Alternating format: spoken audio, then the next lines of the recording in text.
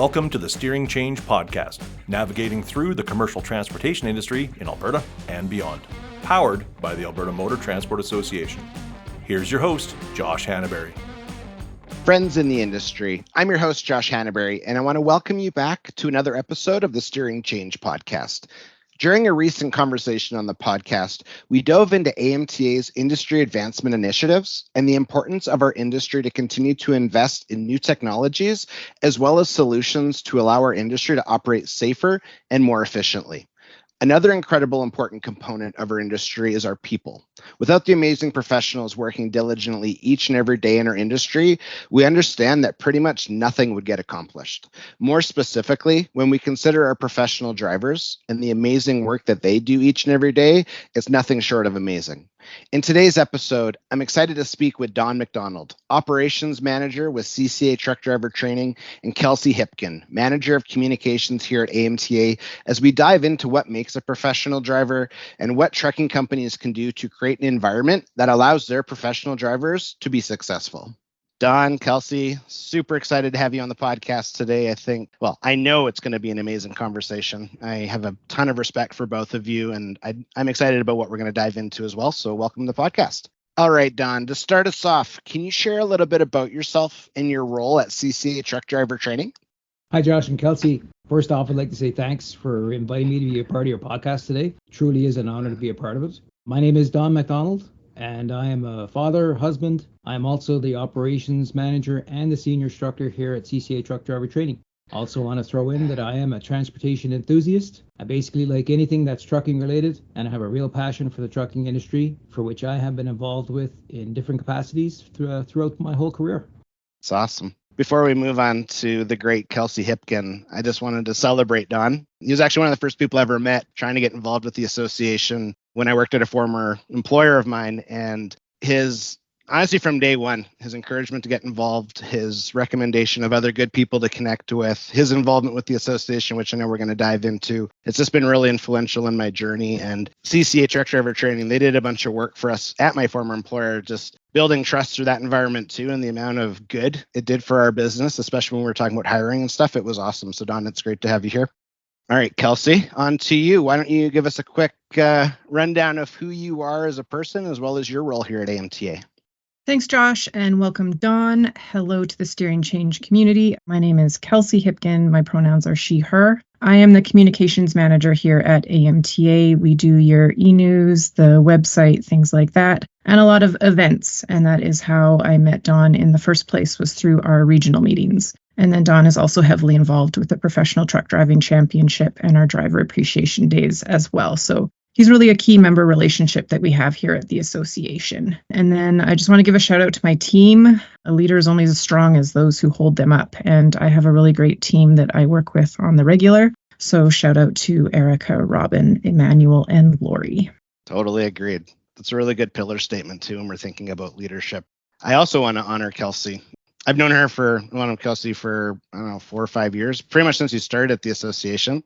Seeing who you are today and just how you're leading a phenomenal team, and huge shout out to your team, and your ability to hear what they're saying too, I think is one of your greatest gifts as a leader, because ultimately if it was just you making decisions and there's not that back and forth, the juggling, all that kind of stuff, I think it kind of gets dull. But just seeing what you're accomplishing as a group and just how we're reaching the launch of this podcast, a lot of it came from Kelsey, and I really celebrate you. And it's awesome, obviously, working side by side. So I think today's going to be a great conversation. So welcome. Thanks, buddy. So Don, I've touched on a couple when I was chatting there, but can you highlight some of the areas that you're involved with the association and what these experiences have been like for your journey in our industry? Sure, Kelsey, I can definitely do that. Let me start by saying how I actually got involved with the AMTA. I was first introduced to the AMTA by attending the regional meetings. I used to tag along with my boss, and this would have been back in the early 2000s. Back then, these were actually dinner events after work. I found them interesting, and I enjoyed listening to the different carriers, how they were operating, their successes, their obstacles that they were facing. And I always enjoyed the information that was shared. Law enforcement used to be there and other guest speakers. I wasn't able to attend all these meetings, but I sure look forward to the ones that I could. I found them very informative. And as time went on, my role at CCA evolved, and the structure of the AMTA somewhat changed a little bit too. These meetings, these regional meetings, they became lunch events, which made it a little easier, to be in a position to be able to attend them more on a regular basis. And then as I moved into a management position, I began to have much more involvement with the operations of CCA. And this led me to have more direct contact with the AMTA.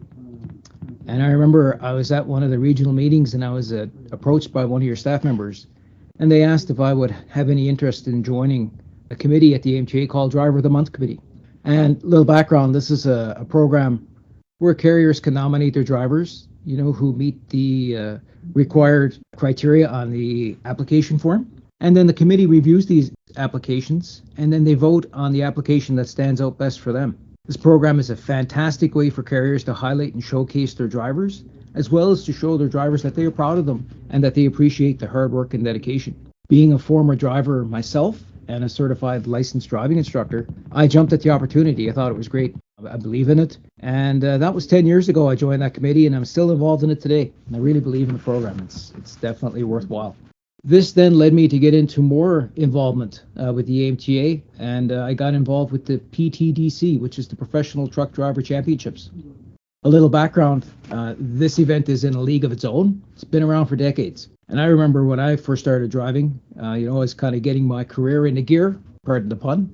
But I used to hear drivers talk about this program, the Truck Driver Championships, and it sounded like a fun time. When I'd read about it in the trucking magazines, it was well known. So when I had the opportunity to get involved with the committee, I was on the track committee actually, I was pretty excited.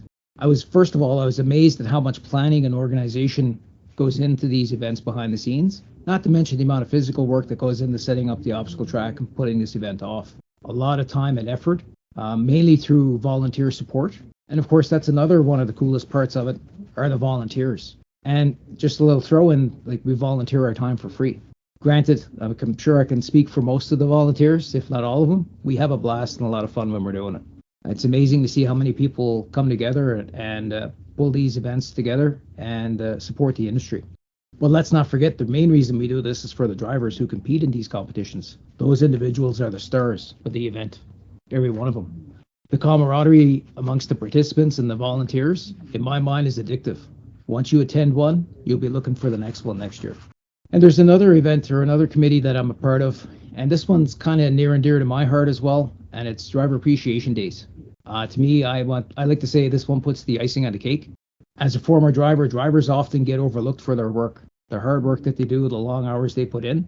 This event shows drivers that we really do appreciate them for what they do for us. And let's face it, no matter what we buy as consumers, if it traveled on a truck, whether it was a long-haul tractor trailer, a straight truck, or a cargo van, the driver has to deliver it. So being set up at various weigh stations across the province, handing out goodie bags to the drivers across the scale is such a nice feeling. Seeing the drivers smile as they're surprised to see that we're actually there supporting them, showing them our appreciation is quite rewarding. And once again, I can honestly say it means a lot. As a former driver, it means a lot to hear someone say, hey, you're doing a good job. We don't hear that enough, for sure. And then more broadly, I've been involved with various other focus groups for research and development of current and future driver programs with the AMTA. As well, I can honestly say being involved with the AMTA has helped me grow professionally. I've met many great people, some of who have been amazing mentors, even though they may not realize it. To sum it up, I enjoy being involved with the AMTA as it allows me the opportunity to get back to the transportation industry that has served me so well throughout my career. Thank you, Don. That was awesome. And speaking of all of these involvements that you've been mentioning, it's efforts like that and initiatives like that that our members take that are huge in nominating people for our annual AMTA awards. And one of those awards is the Supplier Member of the Year, of which Don was named last year. So congratulations again, Don. It was well deserved. The Supplier Award is one awarded to people who take the time not only to improve industry through their work, but through their involvement with events, programs, and initiatives, just like Don listed off just then. And as a shameless plug, award nominations are currently open for 2024. Details will be available in our show notes on amta.ca, or you can reach out to any of our staff as well. It's awesome. Yeah, Don, congratulations. Being there, that was my first conference too, but being there and knowing that you were going to be recognized for literally years of dedication, I think was really awesome. And again, when you were talking about the committees and the involvement, a huge shout out to professional drivers, completely agree. I think like as an association, but more so the people that work here, we are huge driver advocates. So it's nice to see your journey. And as we dive into that more through our conversation, but yeah, it's nice to see your appreciation as well as recognizing just the industry relationships you can establish by being involved. And so, yeah, it is good to see. So to kind of dive into more of a conversation, knowing that you're a professional driver, that was obviously how you entered our industry. You've also been training for a handful of years. Can you share some of the major changes that you've experienced when training students that's been beneficial for our industry, or I guess to our industry? Josh, yeah, as you said, been a former driver, entered into the industry back in the 90s. I've been a driving instructor actually this month. It's 24 years as a driving instructor, so a little more than a handful. As anyone in the transportation industry will tell you, there has been a lot of changes over the years, and not all of them have been for the better. One trend that we are seeing as we're diving into the industry here, we're getting more and more individuals coming to us with little to no basic driving experience. That seems to be a big trend, and that's not necessarily for people driving trucks. That's for like basic driving, experience in general. And this adds to a little bit of a challenge for the individuals. But on a positive note, the equipment is changing today. Today's trucks are becoming more driver friendly, greater visibility, more automotive type features. And, the more mainstream in the use of automated transmissions has made the industry a little bit more enticing for some individuals. Though it must be noted for the mandatory entry-level training program, MELT, if you do use an automated transmission vehicle for a road test, the individual will be restricted to driving automated vehicles only. So I have to throw in there that there's always an argument that everyone should know how to drive a manual transmission. While I do agree with that statement, I think that's very valid. The reality of today is, though, the bulk of large carriers are making the switch to automated technology, and the use of manual transmissions is not totally a necessity today. And if you did use an automated transmission and you had a restriction put on your license, there's nothing stopping the person from upgrading and having that restriction removed at a later date. I remember when the conversation around manual and auto transmissions, well, a conversation, I wouldn't say the start of it, because I know that's been ongoing for a few years. But I remember when we were having this conversation and you were talking about prior, like you had to buy something with a standard into it, and the cost of a manual was just like, why would you even do that? Like, that's this crazy cost. And then when it flipped, and now it's the opposite, where it's a little harder to come across an 18 speed than it would be, say, or an auto transmission. And being in the fleet world, I'd always ask that question, especially at time of hire, like, what have you operated? Like, kind of walk me through, if we're talking pre-trips, walk me through climbing through the mountains, that kind of thing. And it's interesting what people, I know no one can see this because it's an audio episode, but how people talk with their hands. And you can tell who's driven an 18 speed based off of hand movement versus someone that hasn't. So if someone was trying to give me a little bit of a fluff, it was interesting because I'm like, I don't know, I just interviewed through other people and they're talking with their hands. You can tell they're shifting gears when they're talking about the hills, or obviously the mountains out here in Western Canada. But yeah, your insight on that really helped my perspective. And then when we were talking about like future technologies, we had some of our industry advancement team hop on a recent episode, and alternative fuels and all this types of conversation were fuel economy. And that's another interesting part when we're talking transmissions and the newer technology. It's like, are you saving money by being or operating with aerodynamics? Are you not? And how does it impact with training? So anyway, I think it's pretty neat, though, these conversations that we've had over the years and just how it's really kind of fed the way I think about power equipment. So when you mentioned MELT, so mandatory entry-level training, can you highlight what is MELT? And I know that there's a lot of conversations going on right now on the review of, not just here in Alberta, but across our across our country. Can you, highlight what is MELT and why it was brought to Alberta? Yeah, MELT, this is a loaded topic, and this could be a whole podcast on its own. But let me give it a little bit of a shot here. MELT stands for mandatory entry-level training. Basically, that's it. It's, there's no special formulas or secrets or hidden theories, in MELT. It's basically the same techniques that drivers have been using for decades. The big difference with MELT today is that as of March of 2019, you can no longer challenge a road test. If you want to get a driver's license, you must complete this mandatory entry-level training program. It's approved by the Alberta government, obviously, and better known today as TEC, Transportation of Economic Corridors. The goal of MELT, when we talk about why was it introduced, the goal of MELT, in the words of TEC, is to enhance quality of truck driver training, create a foundation of responsible driving, and foster the development of positive driving attitudes and behaviors in commercial drivers. And that's what we try to do with it. It's more to try to standardize the method of training so that everybody gets the same type of training, no matter where in the province you get your license.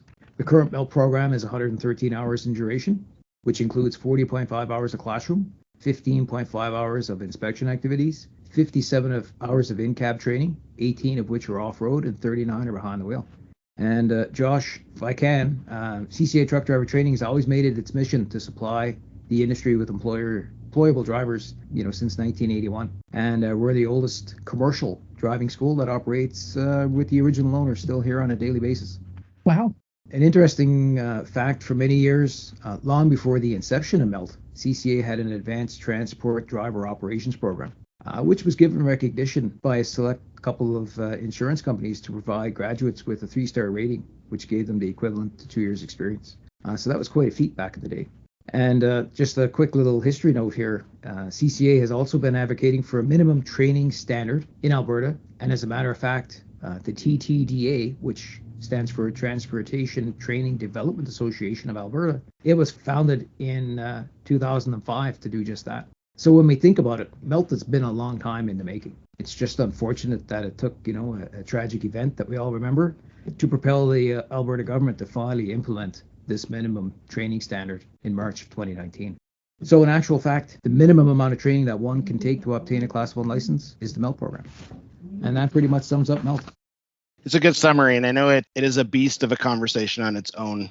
And I know from our prior conversations and from specifically in the training space, as well as students that have gone through it, there's a lot to it. And that's not necessarily today is not that conversation. But you said fostering positive behaviors and standardizing training. Can you kind of, walk us through what does that mean when we're talking standardizing training? Like, is the intention, so every training school across the board, that's the goal, like they have to standardize, everyone has to be trained to that specific standard in MELT? Is that what that means? And when we're talking about positive behavior, what's your take been on with students? Has it been a positive experience before we kind of navigate through more so some of the guidance that I know you share?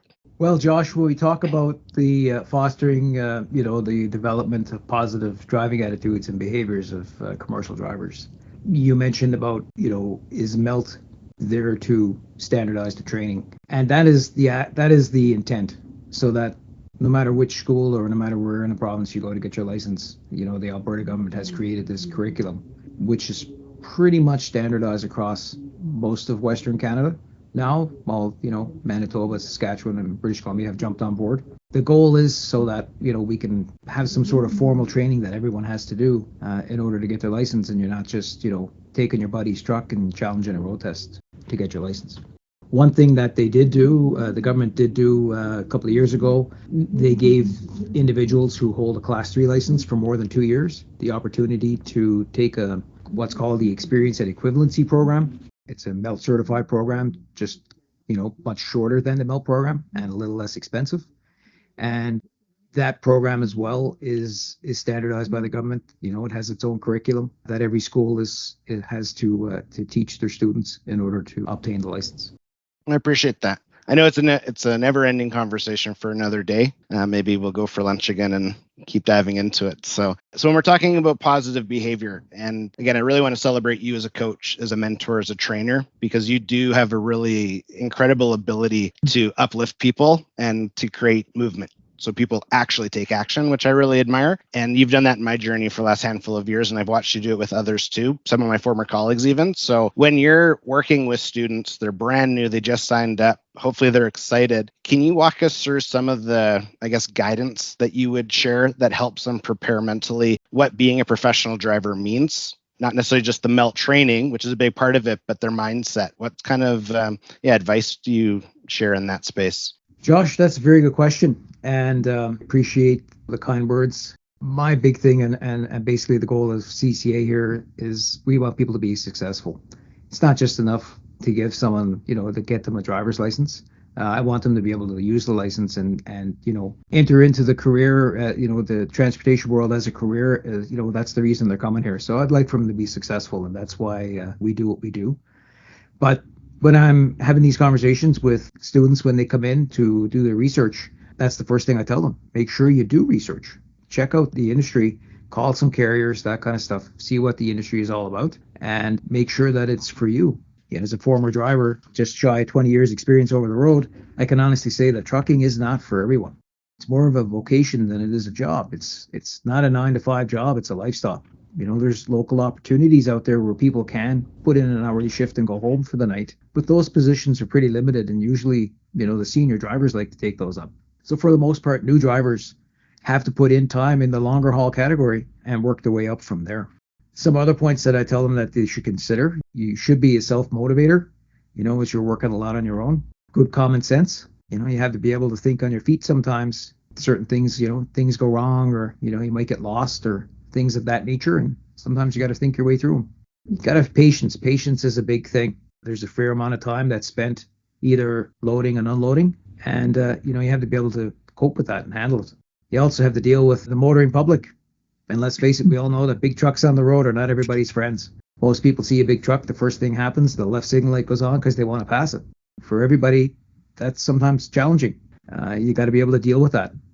In a nutshell, there's no room for short tempers and road rage while you're driving and you're operating a tractor trailer. So you need to make sure you have a level head and you're getting into this for the right reasons. Being mechanically inclined is definitely an asset. Taking pride in your work, your attitude and the way you present yourself is a big one. And finally, one of the bigger things, your family must be on board.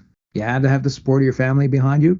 You're going to be working a lot of hours. Typically, it's not strange for a driver to work 60 to 70 hours a week. So if your family is not on board, you're going to be away from home a little bit too. Sometimes that becomes a huge hurdle. And lastly, you must enjoy driving because you're going to be doing an awful lot of it. So those are some of the key points that I like to point out to people, when they consider getting into the trucking industry. If you want to be successful, you got to make sure you're getting into it for the right reasons. Some really great points there, Don. The one I kind of gleaned onto, I don't come from an industry background. And in my 8 years here, being one of those former motoring public who kind of just motored my way around semi-trucks and didn't give it a here nor there. What I've learned in my time here is just the importance of giving those commercial drivers and their vehicles the room that they need, the respect that they've garnered getting goods here and there. So kudos to you guys for what you do with training, and just another kudos. I know Josh gave you some, but just from your years as a driver. And speaking of that journey, what would you say has been the most impactful part of getting to where you are today as a senior instructor and ops manager with CCA? Well, Kelsey, it's been an amazing journey to say the least. Been doing this quite some time. I've had the opportunity to meet a lot of good people over the span of my career, and I've been involved in many different organizations for learning and providing driver education. But I'd have to say the most impactful part of my position is having the ability to help people and to show, at our facility, I found we get a lot of people coming in who are either just found themselves unemployed or they're underemployed. They're trying to better themselves, and, they've made the decision to enter into the transportation industry. It's very rewarding when I see these people and they enroll and they start in the training and they work hard at it and they succeed in the training program. They're successful on the road test. I have the ability to connect a lot of these people with carrier, so they can gainfully secure employment. That's what gives me satisfaction. It actually, it's not only me. I have to say, it takes a team to do it, and I'm extremely proud of the team that I have behind me. All of our instructors, our office staff. It takes the whole team to make this happen, and I'm proud of what everybody does. And at the end of the day, that's the reason that I do what I do every day. I really like the people first mentality that you added to that answer. We know that company culture in general has become so ingrained in everything that we do these days. And the fact that you pass that on to the students that in turn are getting hired and hitting the road, that's just a kudos to you for that one. So we have been talking a lot about training today and new drivers, but I want to shift to the carriers themselves a bit. What advice do you have for carriers looking to enhance company culture and ensure their drivers are safe and successful on the road? Kelsey, I think I can use a little of my own experience to answer this question. Let me just start by saying that I received my training here at CCA Truck Driver Training back in the 90s.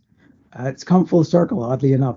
But back when I was getting my class 1 in the 90s, successfully completing my road test, I was very fortunate that I got hired right away and entered into the transportation world through our sister company. We had a sister company, CCA Driver Services Limited, just a general freight hauler.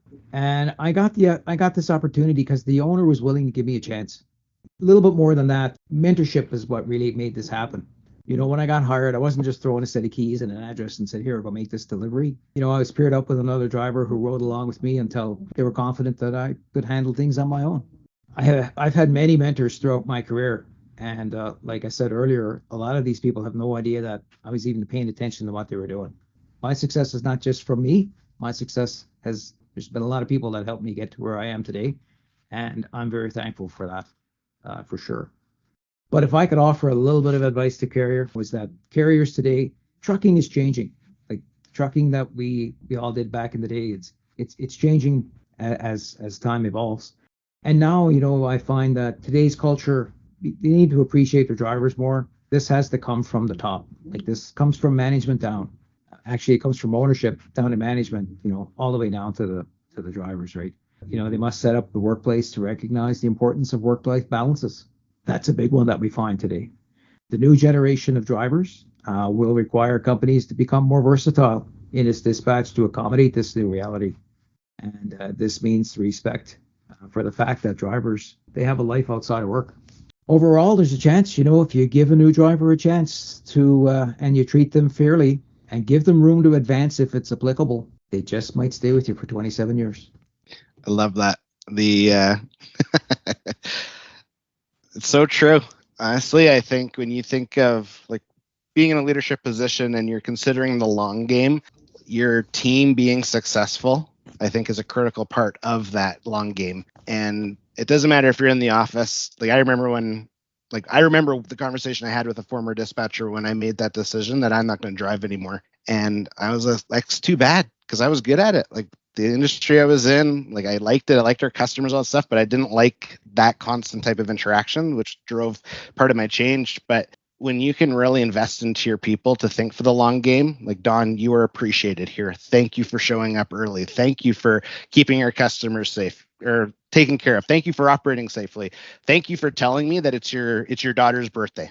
Thank you for being part of our team and really embracing that culture of you belong and you're a human. I think it's a game changer. And I do know in my role here, I've been extremely fortunate to connect with a bunch of carriers where they really value and celebrate their professional drivers day in and day out. And then I've met a handful that don't. And the retention numbers speak for themselves based off of like the culture they've had in that company. And some of it is just if it's mechanical issues that a driver doesn't want to bring up because they're afraid that it's going to be put on them to like, hey, you have this happening and it's December, whatever date, then yes, we're super busy, but we're going to try and make it work. Like whatever it is, like the human factor, I think is really important. And yeah, the longevity you've had in your career, obviously the success you've had in your career, and probably the thousands of lives you've had an influence on in that 27 years is also really cool for us to consider because I'm a strong believer we all have the ability to impact people. And a lot of times it's those small interactions. And like you said about mentorship, most times people don't think that you're watching, but you are. And it doesn't take very long to kind of ruin that moment of, well, I thought you were a mentor, you're just a jerk versus like, thank you. You've really groomed my journey. And just, yeah, if it's traveling through the mountains or how to train, like obviously we've talked driver training a lot, even off camera or off recording, and just being able to identify, yes, you were a great professional driver, but it's someone else in the seat. And how do you talk to them? So your ability to coach a trainer to be a great trainer also speaks highly of you. So anyway, I'm a big fan. So I think it's important that we just keep highlighting that. Before we end, Don, were there any final words that you would like to share? As well as if you're comfortable, can you let our listeners know if they had questions about driver training or CCA Truck Driver Training, what's the best way to get in contact with yourself? Josh, the biggest or the best way is our website, of course. CCATruckDriverTraining.com has our contact info for sure. Please feel free to give us a call anytime.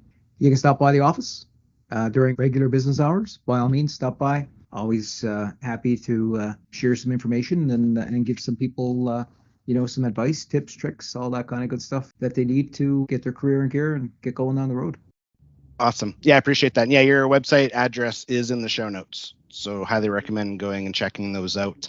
And again, thank you, my friend, for taking the time and really appreciate that very much. So Kelsey, my friend, why don't you bring this home? Was there any final words that you would like to share? And I know we mentioned a few links throughout our conversation, which are in the show notes, but if people had questions more so specific for you and your team, if you can drop the best way for people to get in contact with you guys too. Absolutely. Firstly, I just want to thank you, Don. I feel personally lucky to know you and consider you a friend in this industry and through my years here at AMTA. Thank you, Josh, I suppose, for bringing me out of my comfort zone for today's podcast. And then, I just want to give a shout out. A lot of us know a person like Don in our industry. So I want to give one more shout out to our nominations for the Supplier Award in 2024. You can hit us up on amta.ca or feel free to even email us at events@amta.ca, and we can answer any questions you might have about award nominations, conference, or even anything that you want to share a cool news story as a member of AMTA, and we're happy to share that with you. It's awesome. Yeah, just again, thank you so much for both taking the time. I know Don and I, we've talked about podcasting for a while. Kelsey, you've been at the forefront of this development and you crushed it. So I'm really grateful that you're willing to get out of the comfort zone and just let the world really know who you are and just, the influence that you're having on a phenomenal industry. So with that said, thank you again. And I know we'll be in contact, and if not today, tomorrow, soon, but appreciate both of your time very much. This was awesome. Thanks, Josh. Thanks for having me. I appreciate it very much. Don, Kelsey, honestly, thank you so much for taking the time and joining us on the Steering Change podcast today. I really appreciate the insights that were shared in our conversation. Specifically, Don, the advice that you share with new trainees looking to become professional drivers, as well as how it influences their way of thinking. Thank you so much again. Really appreciate it. All right, Steering Change podcast community, did you have a question that you would like answered on an upcoming episode of the Steering Change podcast? We want to hear from you. So to submit a question to the Steering Change Mailbag, hit up our DMs on LinkedIn, Facebook, Twitter, or Instagram with the hashtag Steering Change, and your question will be answered either live on an upcoming podcast or by one of our awesome subject matter experts here at AMTA. I also ask that you share this episode with those in your network that you believe could benefit from our discussion today, and to make sure that you subscribe to our podcast channel on your favorite podcast platform, so that way you can be notified when future episodes are released. You can also learn more about us and our mission by visiting www.amta.ca.